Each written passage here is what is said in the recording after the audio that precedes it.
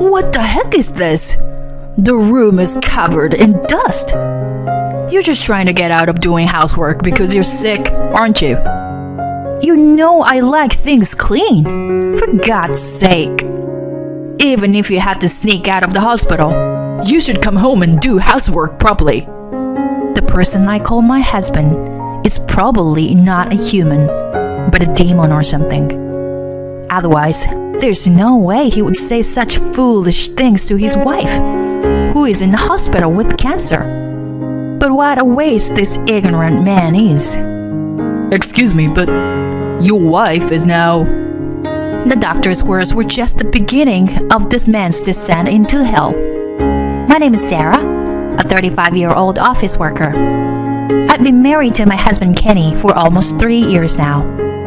I'd like to say that we have a wonderful married life, but the truth is, we don't. Work is enjoyable, and it feels great when hard work pays off and gets recognized. But the problem lies at home. When I come home exhausted, it's Kenny who's already home and greets me. Is delivery okay for dinner? Kenny answers me. Hey, even though you have a job, don't you think you're slacking off too much? Here, look at this. He shows me a photo of a dinner table with fancy dishes. By the way, he's shown it to me dozens of times. It all started about 2 years ago when Kenny attended his high school reunion. I want to unify the furniture and make the room look like this. See? My husband showed me a stylish room photo that looked like a model house. It seems he went to a friend's house for drinks after a reunion. His friend lived in a high-rise condo, and my husband seemed to envy that room. However, the friend was a successful young businessman, and our household income was not high enough to live a similar lifestyle. Moreover, my husband said he wanted to move out. He wanted to live in a room that cost twice the rent of our current apartment. So, where are we going to get the money for that? My husband said to my cold reaction. We'll manage it somehow, you know?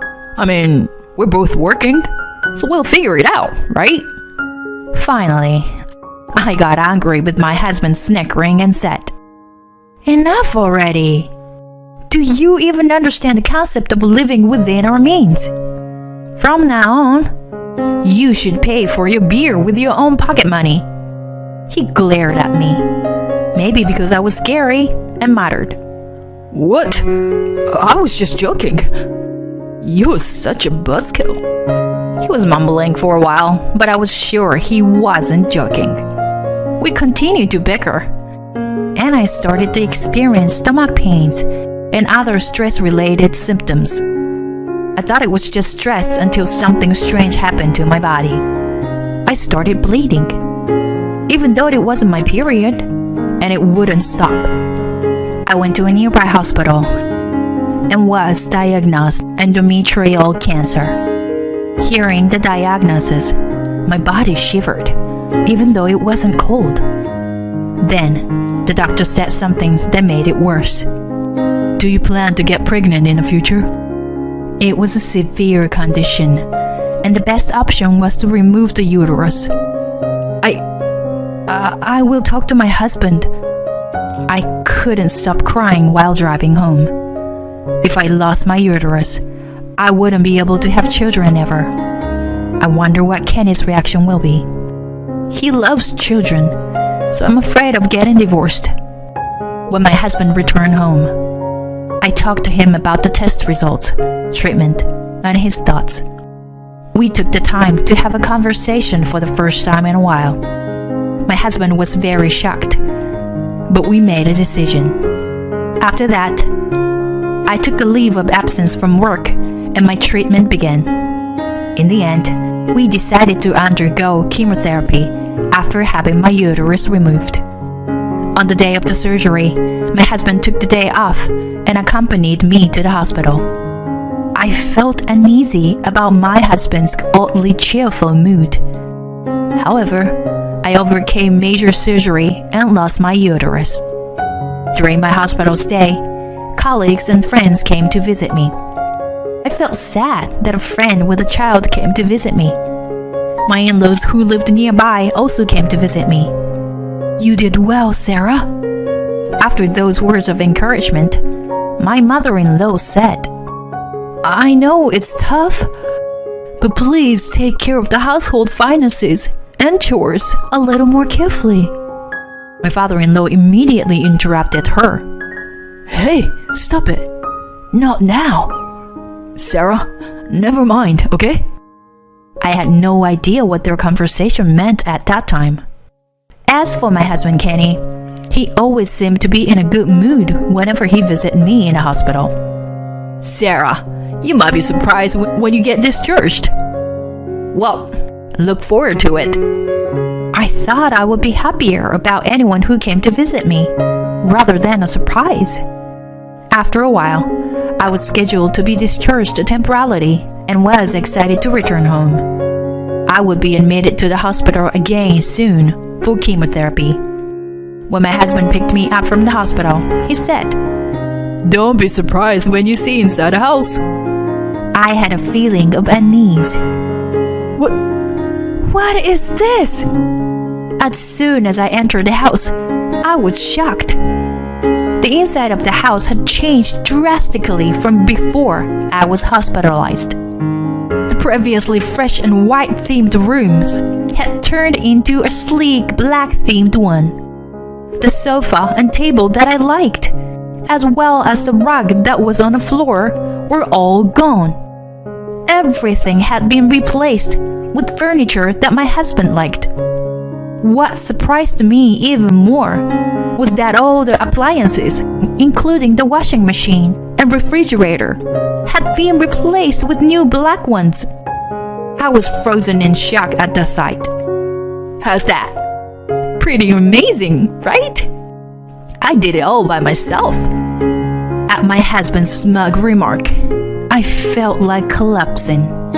I hurried to the bedroom. Once inside, it was clear that it was also completely different from before. My wardrobe. Oh no. Where's my wardrobe? At my words, my husband's face grew anxious. "Oh, that. Sorry. I guess I got carried away and threw it away." My patience finally ran out with my husband's nonchalant chuckling. "What? You threw it away? Don't joke around. Do you remember how important that wardrobe was to me? I told you that, didn't I? Bring it back here now. Give it back." With every shout, my wound throbbed with pain. My husband stayed silent for a moment before speaking. "I said I already threw it away, so there's nothing I can do. You're so annoying." He then stormed out of the room. I collapsed into a sitting position in the now unrecognizable room. I didn't want to cry, but tears flowed down on my face anyway. The truth was that the wardrobe was a precious gift from my mother when I got a job and left home. My parents had divorced when I was in elementary school, and I had lived with my mother ever since. She had passed away in a traffic accident not long after I got married. That wardrobe was an irreplaceable moment of my late mother. Of course, I had told my husband about it many times. Life had been a living hell until my next hospitalization. I had been looking forward to coming home so much, but my husband had been in a bad mood and barely spoke to me since then. Not only that, but he demanded that I do the housework, even though my wounds were still hurting. Don't ask the impossible. I'm in a recovery period, and I need to rest. You should take care of yourself. After that day, my husband began to harass me. He only cared about himself. He would intentionally wash only his own clothes and avoid washing mine. When he brought food, he would eat it in front of me as if flaunting it. I was tired of his childish behavior and didn't have the energy to deal with him. So I turned to my friends for support. On the day of my readmission, my husband did not accompany me to the hospital, and I went alone. Chemotherapy was much harder than I imagined. I was shocked to see my hair falling out day by day, in addition to nausea. As for my husband, he went on a long business trip shortly after my admission. I thought he would contact me out of concern, but he didn't contact me at all during my hospitalization. One day, my phone rang continuously, and I hesitated to answer because I no longer had the energy to talk to my husband. Then, my husband called the hospital out of impatience. I switched to speaker call. What the heck is this? The room is covered in dust. You're just trying to get out of doing housework because you're sick, aren't you? You know I like things clean, for God's sake. Even if you have to sneak out of the hospital, you should come home and do housework properly. The nurse who brought the phone looked tense. Then, the unexpected person who responded to my husband's foolish words was, Excuse me, but your wife just left the hospital a moment ago and is currently busy with procedures. Can you please not disturb her with nonsense talk? What? Who do you think you were to speak like that? You can clean the house yourself. In all my years as a doctor, I've never met such an ignorant person like you. I'm disgusted. The doctor hung up the phone, leaving my husband flustered. Later, the doctor explained to me that he had a doctor and had become emotional, and he apologized for his rudeness. I told him not to worry, and that I planned to divorce my husband anyway. After being discharged, I went to a certain place, and my husband came into the room, looking upset. Mom, Dad, what are you doing here? My husband stood there, silently, without offering any words of comfort upon seeing me. My mother-in-law coldly said to him, We went to pick her up, because today was the day of her discharge. Sit down over there, Kenny. My husband's eyes flickered, as if he had something to hide, and he was visibly shaking. You have something to apologize to Sarah and us, don't you? My mother-in-law asked my husband, who remained silent. You asked us for financial assistance, claiming that Sarah spends money recklessly. Was it all lies, wasn't it? Explain. My furious father-in-law's voice echoed through the room. It turned out that my husband had told a very malicious lie. During my second hospitalization, my in-laws told me something. I know this is not the time to discuss it, Sarah, but we want to make it clear that this will be the last time we lend you money. My mother-in-law told me. I was stunned. Excuse me? What is this all about? That was when we first realized that my husband was lying. My in-laws thought it was strange that my husband would come begging for money, even when I was hospitalized. Then he begged them for help with my hospital expenses, claiming that they were too expensive. I immediately knew where my husband's money was going. If you come to our house, you'll find out right away what Kenny is spending the money on. I told my in-laws, giving them the key to our house. They returned to the hospital, surprised by what they had seen. I have no intention of continuing to live with your son as a married couple. I'm divorcing him. What I can't forgive the most is that he got rid of the wardrobe my mother gave to me. What do you mean? The wardrobe? You're saying that Kenny threw away your mother's wardrobe? No, I will never forgive him for what he's done to you. I told my mother-in-law, who grasped my hands in tears. I can't and I won't spend my life with you anymore. I mean, I I would slap you right now if I wasn't still recovering. My voice trembled with anger, and my husband retorted, No, divorce is too extreme. You must be happy that your room looks stylish, right? You should be grateful. The house was pitch black and my heart was sinking. We managed our living expenses through joint incomes in my husband's account, while saving for the future in mine. We had saved up for when we had a child. When I was diagnosed with cancer, he had become selfish, thinking that he could use the money however he wanted, since I could no longer bear children. That made me extremely sad. Don't you understand how much I care for you, Sarah? This is wrong. You can't divorce me. I looked at my crying husband with a cold gaze. Then, my mother-in-law, who was sitting next to me, shouted at him. Shut it, Kenny. You treated Sarah so horribly, and you should know that. Even though I lost my hair and weight, you, Kenny, haven't shown any concern for me. You've only been thinking about protecting yourself. I can't be with someone like that anymore. My husband remained silent, hanging his head. After a while, we divorced. Thanks to the effort to my ex-in-laws, the division of property were in my favor. My ex-husband reluctantly repaid the money he had borrowed from his parents, a sum of $30,000. Although we had just finished remodeling our house, my ex-husband couldn't afford to live there alone on his salary and decided to move out. He now lives in a shabby apartment that he had to borrow money to pay for.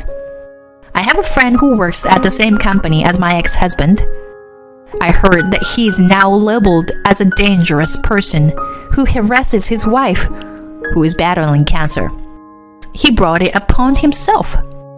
He can regret it for the rest of his life. As for me, I am enjoying living alone for the first time in years, while undergoing regular checkups. Once my physical strength stabilized a bit more, I plan to return to work. My boss has assured me that it's okay to do it at my own pace, which I'm grateful for.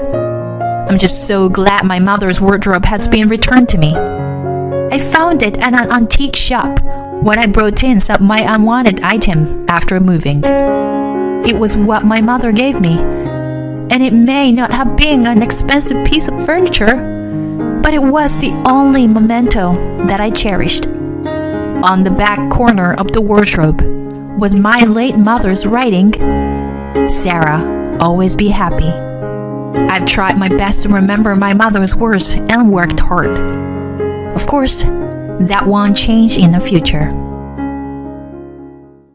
I attended my daughter's funeral without being able to sort out my thoughts. My 27-year-old daughter had suddenly passed away. As I stared blankly at her house, my 4-year-old grandson pulled on my skirt and murmured a shocking phrase. And my daughter's mother-in-law, who was nearby, listening to those words, turned pale. Her tragic end was just beginning. I'm Tina, a 50-year-old housewife, and I work part-time at a local diner. I have a daughter named Lauren. She got married to her husband Keith when she was 21. At first, she lived with her in-laws, but she couldn't get along with her mother-in-law. So they live separately now. No grandchildren yet, Lauren. How many years has it been since you got married? You are really useless. You were not fulfilling your role as a daughter-in-law.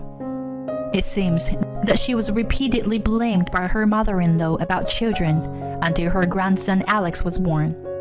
Furthermore, you can't have children because you are always working, can't you? Don't neglect your housework because of work. At that time, my daughter and her husband were both working, but she was also burdened with housework at her in-laws' house. Moreover, it seems that she was even nagged about the details of housework. I want to be recognized as a good daughter-in-law, you know? although she was enthusiastic about it when she started living with them. As time went on, she began to complain more and more. No matter what I do, my mother-in-law complains. I mean, she should just do it herself. Her in-law's house was a 5-hour flight from where I lived. I felt frustrated that I couldn't rush to my daughter when she's in need. Lauren, honey, if it's too tough, come back here once in a while. You need to take a break from your job as a daughter-in-law too, you know? Thank you, Mom, but I'm okay. Sorry to worry you. Can I talk to you about my complaints again sometime? I couldn't say anything more to my daughter who said that. After that, I was often told about her mother-in-law's complaint by Lauren.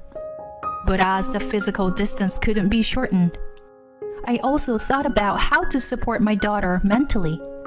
And I also gradually began to feel uncomfortable with her mother-in-law. Her mother-in-law hated it extremely when Lauren came home to our place.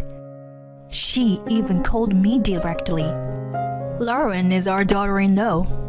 And yet, she told me that she wants to go back to your place for a while for Thanksgiving. Please be sure to warn her too. Would you? What? But Lauren is also our daughter. So, can't we allow meeting her a few times a year? Lauren is doing well here, you know. Do you really need to meet her so often? Even if I tried, the answer from her mother-in-law was always one-sided. I thought it wouldn't be good to argue too much, considering Lauren's position, so I ended up going along with her mother-in-law's opinion.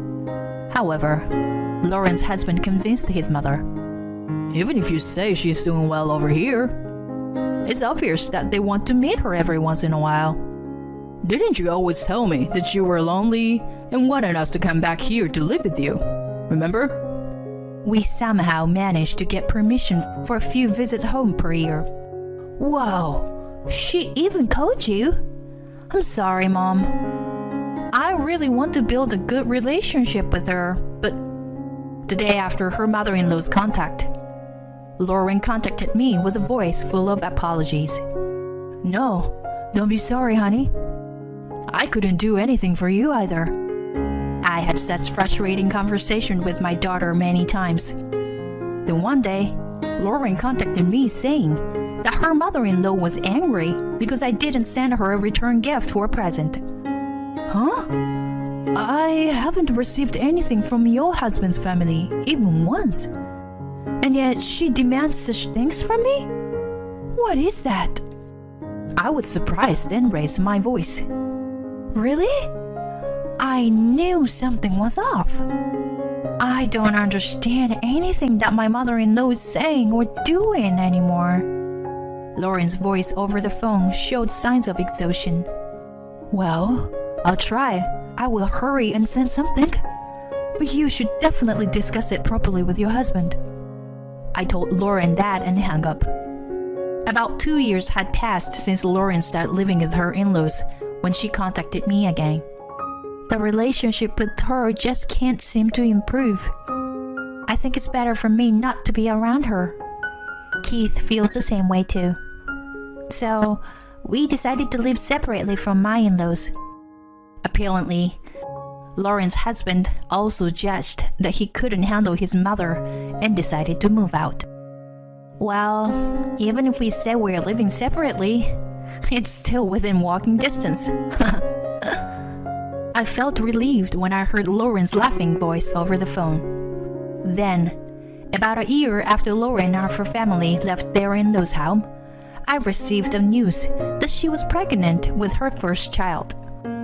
I was happy to hear the news, but secretly thought that the stress of living with her in-laws may have been a factor in Lauren not getting pregnant until now.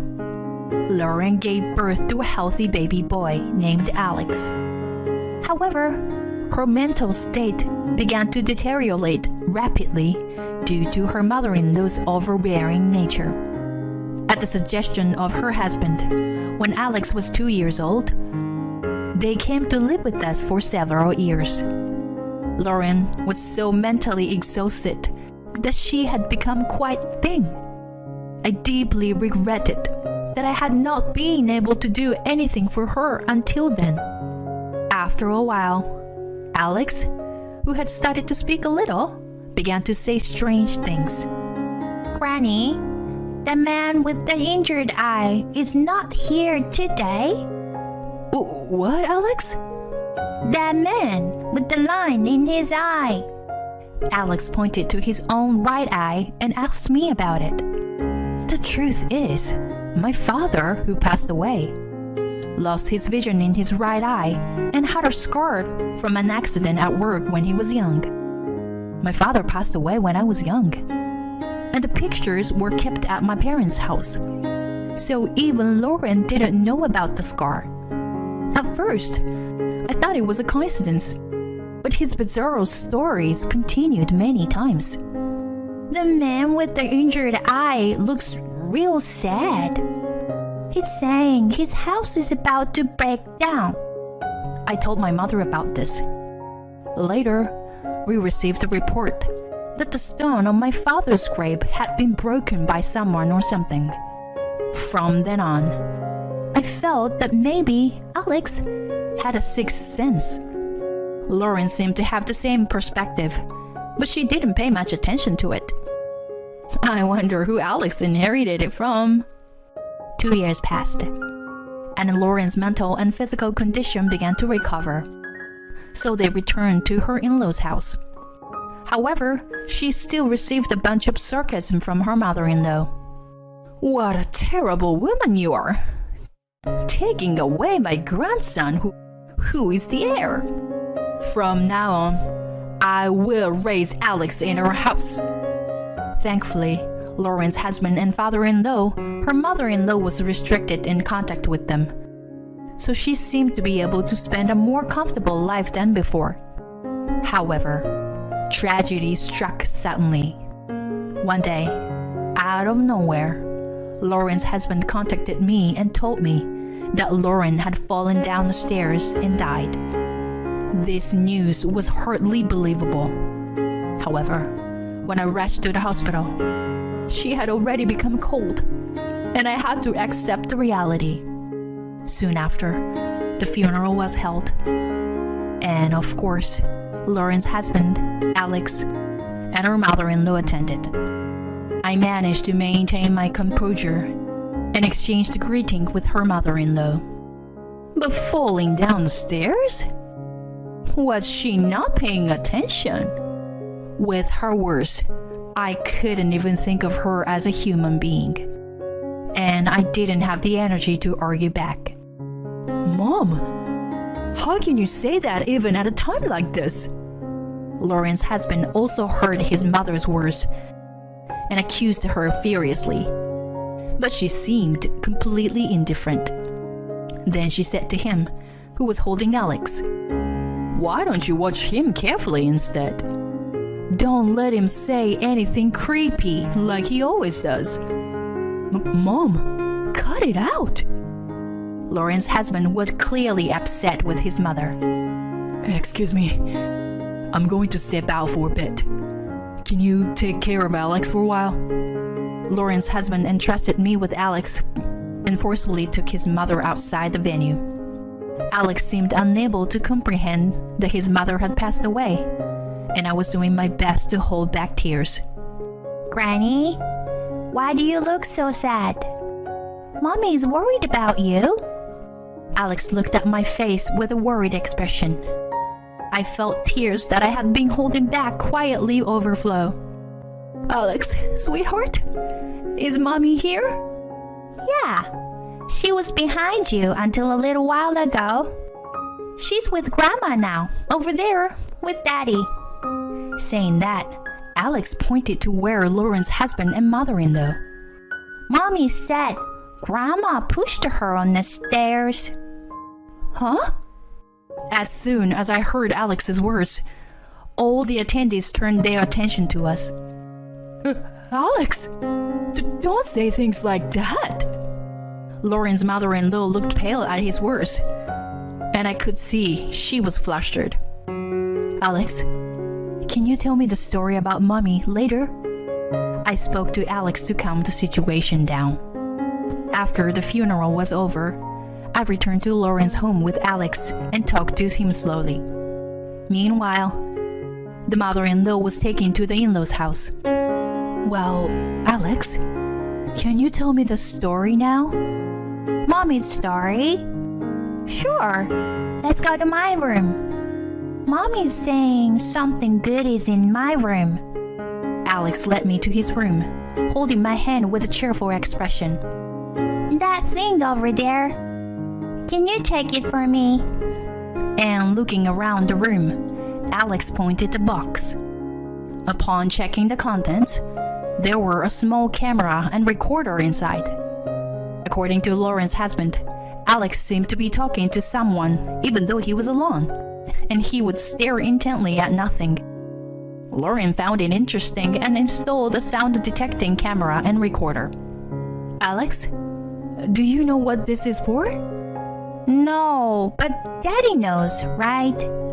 With Lauren's husband, we nervously confirmed the contents. On the camera, we saw Lauren's mother-in-law breaking into Alex's room, disregarding Lauren's protest. The two women were clearly arguing, and although the stairs were out of sight, the recorder captured her voices and a loud thud. The content was so shocking that I fainted on the spot. I woke up in the hospital, and Lauren's husband explained what happened afterward. Right after I fainted, he immediately contacted the police and submitted the audio and video recordings. The police had been investigating Lauren's accident, and along with the recordings from Alex's room, Lauren's mother-in-law was investigated and arrested a few days later. I took care of Alex for a while, and he seemed to be having a great time at our place. Lauren's husband later told me that his mother had suffered a mental breakdown and was currently in a state of confusion. If only that child hadn't said anything. And that bitch, she should go to hell. She eventually became unresponsive during police questioning. When she found out that Lauren was alone that day, she stormed into her house and got into a fight. They struggled, and she ended up pushing Lauren down the stairs. Lauren was still alive when her mother-in-law left the house. However, Lauren couldn't get up on her own and passed away shortly after. I'm sorry for being so useless. That day, I went out with Alex to give Lauren a break, but I never expected my mother to show up. I can't. I'm sorry. Lauren's husband apologized to me while crying, and I could only listen in shock without being able to sort out my own feelings. Then Alex, who was watching me closely, came over and petted my head.